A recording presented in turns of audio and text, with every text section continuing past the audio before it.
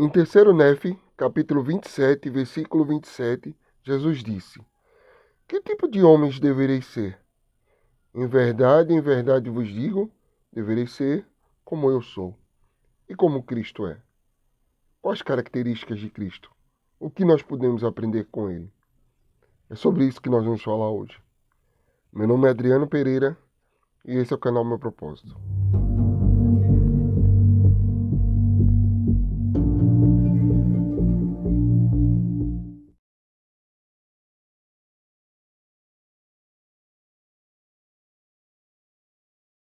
Nosso convidado de hoje é o presidente Jeffrey R. Holland, presidente em exercício do Quórum dos 12 Apóstolos. Que privilégio tê-lo aqui no canal Meu Propósito. E hoje nós vamos falar sobre Cristo. Presidente, lá em João, no capítulo 18, no versículo 4 a 6, é dito que quando aqueles soldados, junto com os sacerdotes, foram atrás de Jesus Cristo, já para capturá-lo, para prendê-lo, para julgá-lo e crucificá-lo, quando Jesus perguntou a eles a quem eles procuravam, eles disseram Jesus de Nazaré, ele se apresentou e esses homens caíram. Poderia explicar um pouco mais sobre esse momento? Por que os homens, quando ouviram a voz de Cristo, ou quando Cristo se apresentou, eles caíram? Entre outras coisas, fica claro para mim que somente estar na presença do Filho de Deus,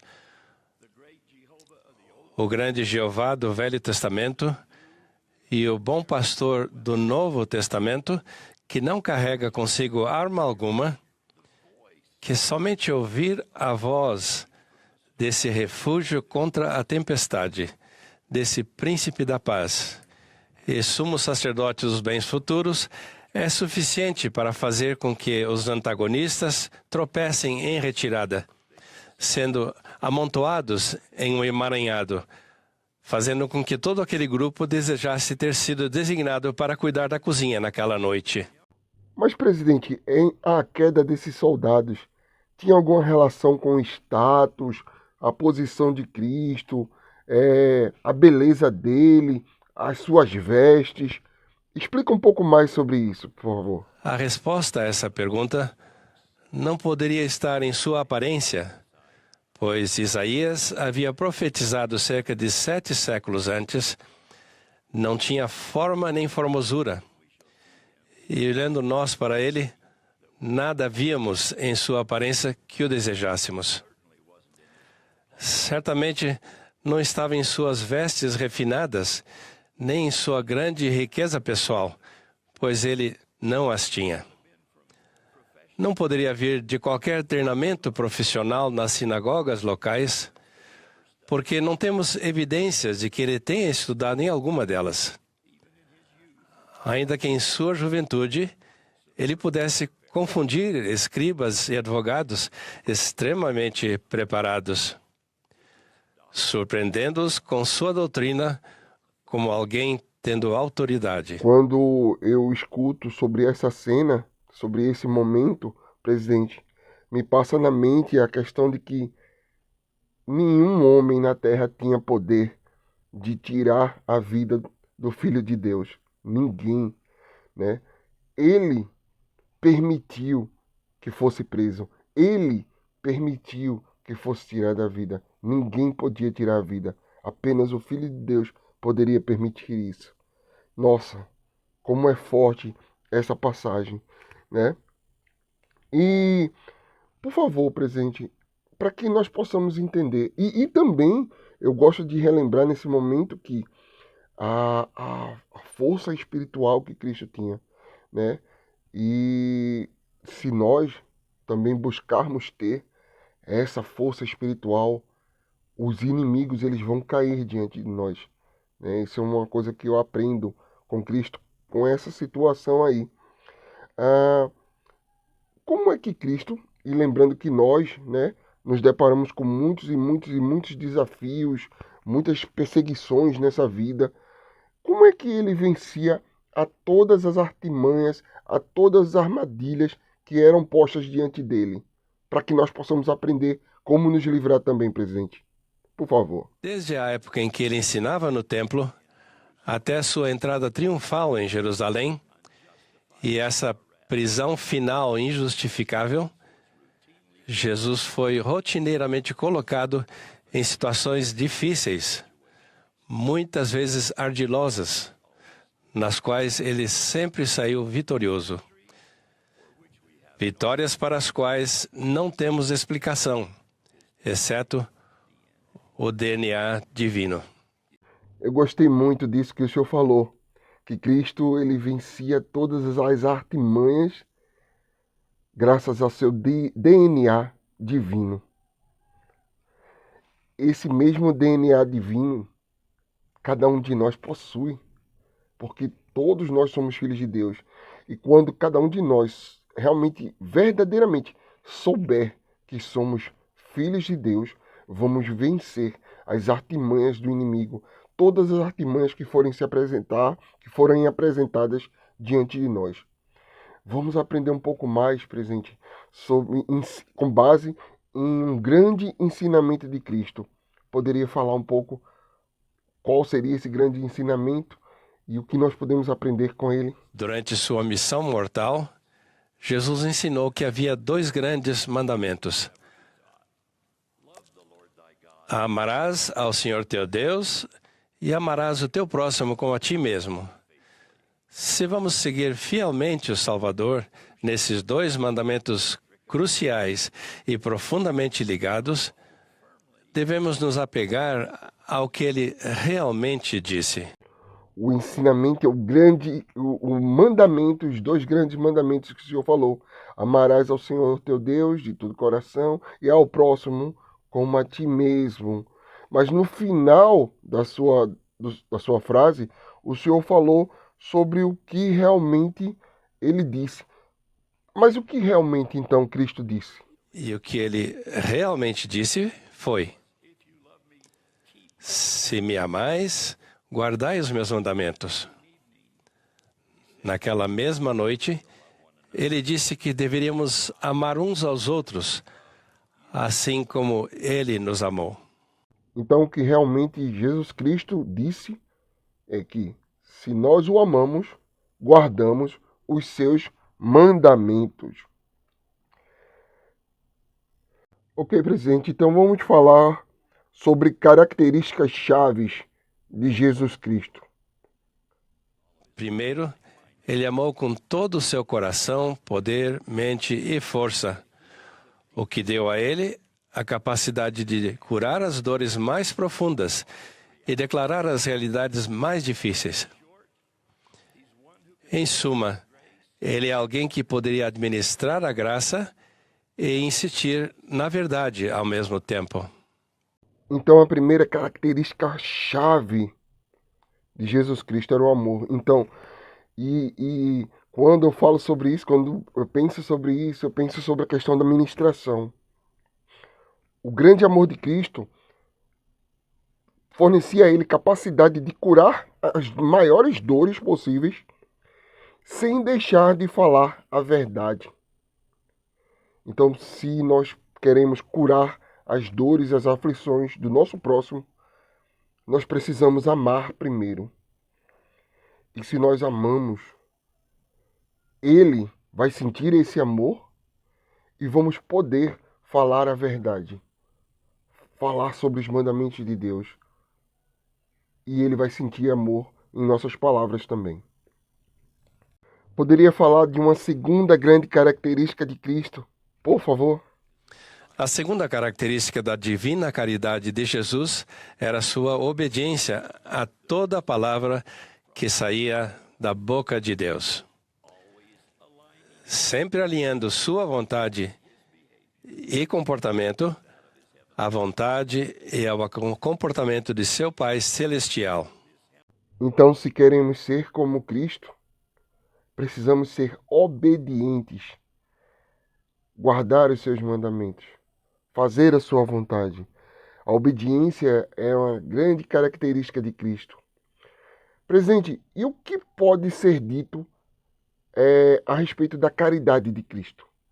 A caridade de Cristo, evidente na completa lealdade à vontade divina, persistiu e continua a persistir, não apenas nos dias fáceis e confortáveis, mas especialmente nos dias mais sombrios e difíceis. Gostei disso. A caridade de Cristo era evidenciada na lealdade a toda a vontade do Pai. E essa lealdade, ela não só era nas horas fáceis. Cristo era leal também nas horas difíceis. Será que você, será que nós somos leais também nas horas difíceis? Ou só somos bons no bom? Presente, o que podemos aprender com Cristo sobre as dores e aflições? Jesus era um homem de dores, dizem as Escrituras, experimentado na tristeza, na fadiga, na decepção e na solidão excruciantes. Nesse e em todos os momentos, o amor de Jesus nunca falha, nem o amor de seu Pai. Com esse amor maduro, do tipo que exemplifica, concede poder e agracia, o nosso também não falhará. Isso é algo que nós precisamos lembrar.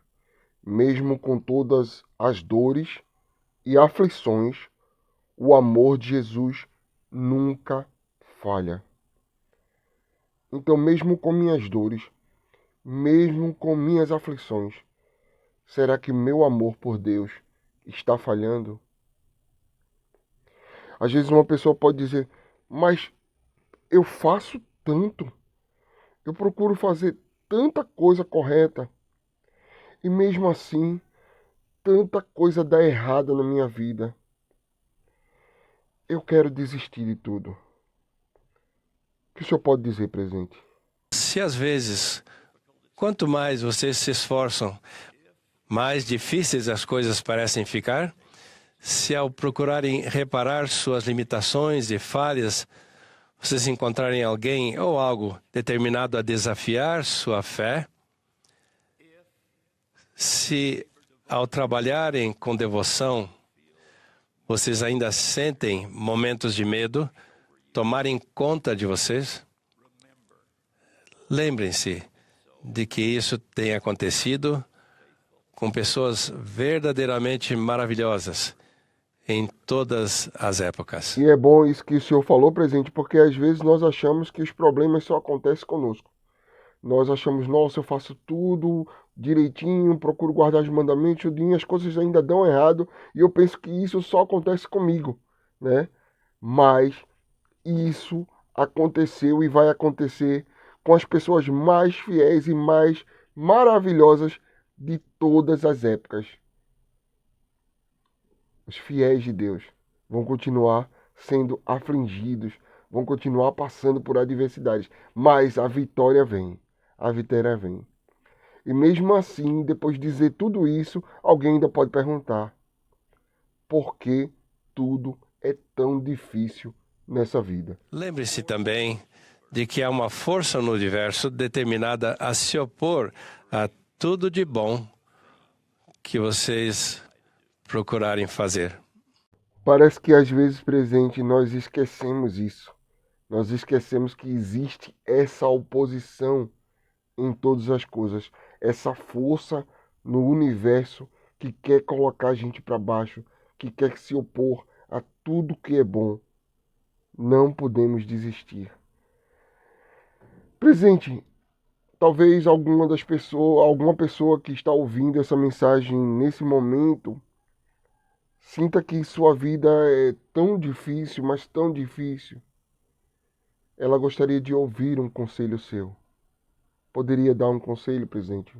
Durante a abundância ou a pobreza, durante a aprovação particular ou a crítica pública, durante os elementos divinos da restauração, bem como as falhas humanas que inevitavelmente farão parte dela, permanecemos no caminho com a verdadeira Igreja de Cristo. Por quê?